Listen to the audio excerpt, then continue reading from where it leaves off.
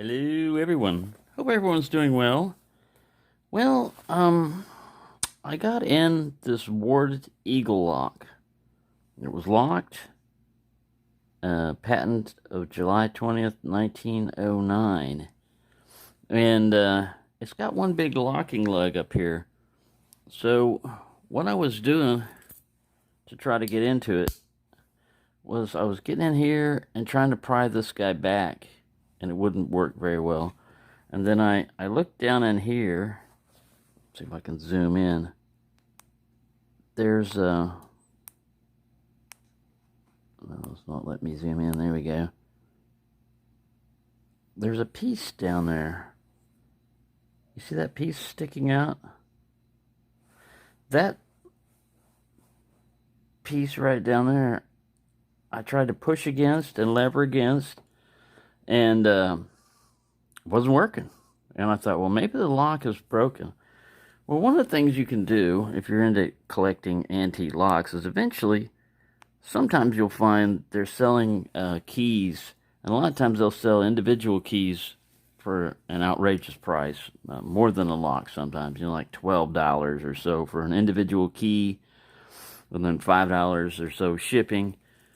I got a set of Yale flat keys, Yale and Eagle flat keys, just various ones, for about 20 bucks. It was like 15 or 20 bucks.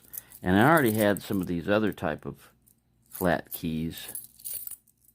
I think it was all this pile here I got for 20 bucks. Quite a few of them. I was really glad to get them. Well, you can use them kind of like tryout keys, and I was going through, and most of these are too wide and everything, but I got this Slaymaker key. I don't know if you can see it on there. I thought it said Slaymaker. Maybe not. It's an unnamed key. But anyways, it fits in here perfectly. And actuates the mechanism.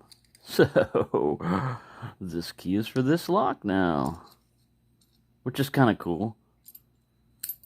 Like I said, I couldn't get it open any other way. Uh-oh. Now what have you done? Now you've locked it in there, you idiot.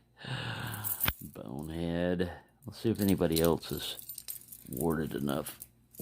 Almost. There we go. Yeah, you can use more than one key, fortunately. But, yeah, I should attach this with a string on it or a loop or something. Anyways, I thought I'd show you that one. And then, this one I put in vinegar and cleaned up and everything. And the way I got into this one, I was looking through, and it has two lugs right here that are levered, that are basically go right through that. And I was trying to poke, you got enough room. I was trying to poke over here on this. You look over, and you've got some, not much levers over here. I actually hit it from over on this side. I went from over here and was pushing around with a broken pick like this, and happened to get this one open. It was very cool. It has no model number on it. It's just an old Abus. No other markings like that. So I got that one in. And then this little Corbin came. I think he's a warded lock also. He came open already, but the picture made it look like, it looked like one of those regular push key type of Corbins. No one ever held it in their hand like that. And this was about $13, but I like it, they could have gotten away with saying this thing's only like 1 inch wide. But, anyway, there you go. I just thought I'd show you a couple of, different locks that I got in. And like I said, I'm getting many more in. One of them is soaking in vinegar right now. It's also warded. It's a Corbin. A Pestilence had a video on one of these. This is a 1922 Corbin. I put the warded pick set in there, and you can move this up and down, but the shackle doesn't come completely off. It'll go up to the top. So I'm thinking it's just gunk and stuff in there. It's only been sitting in there for about an hour right now, but we got that one in also.